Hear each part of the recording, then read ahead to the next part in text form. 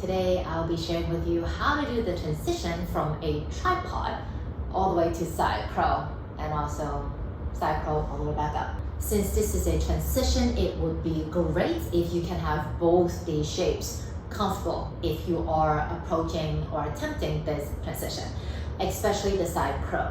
For tripod, as long as you can do a tuck, then you're safe to go. Just make sure that it's a tuck, not a teddy bear, i.e. the knees are not resting on the upper arms.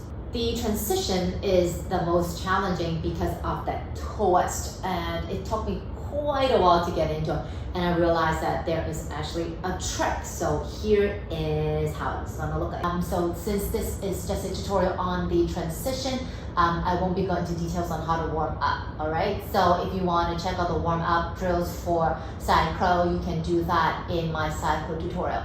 As for tripod, I don't really have it yet, but do a lot of planks, pike push-ups, and those things, and you should be good to go, all right? So here it is.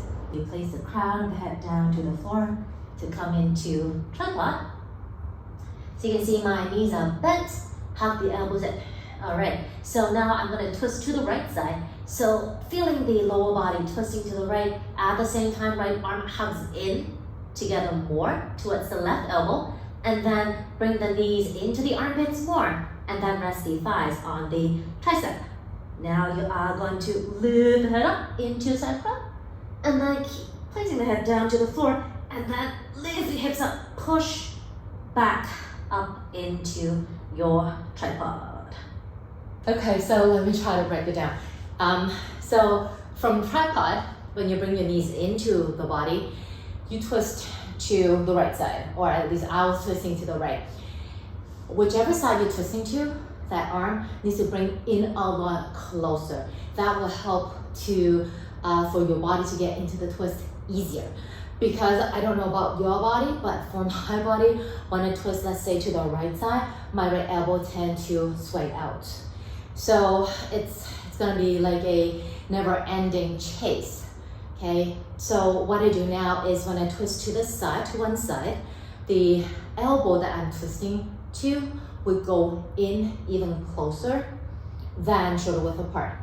And that way, it would help with that twist. And then I want to bring the knees close to the armpit so that the twist will be a little bit deeper. And also, the entire body is shifting more forward, okay? And then once I'm done with that side crow, place the head back down to the floor, belly hugging. I really need to push. Upper back is puffy to bring your hips back up to the sky and go back into a tripod. So if you are not able to go back up, you can always break it and go back into a crow and then go back up. So here is gonna how it look like. So from here, twist, down, up, and then head down. You're like, oh, I can't do this. Then right knee to the right armpit, then lift the left hip back up. So that was another way of doing it. It's kind of breaking it down a little bit. The thing is because when you are in side crow, the hips are relatively low and you're to one side. So it's extra challenging for you to bring the hips back to the center before you lift them back up. Just make sure that when you're twisting to the one side, the other side, let's say I'm twisting to the right, that left arm needs to press more down to the floor just to stabilize everything. All right, so give it a go. Let me know how it went for you, and I'll see you again soon. Take it easy.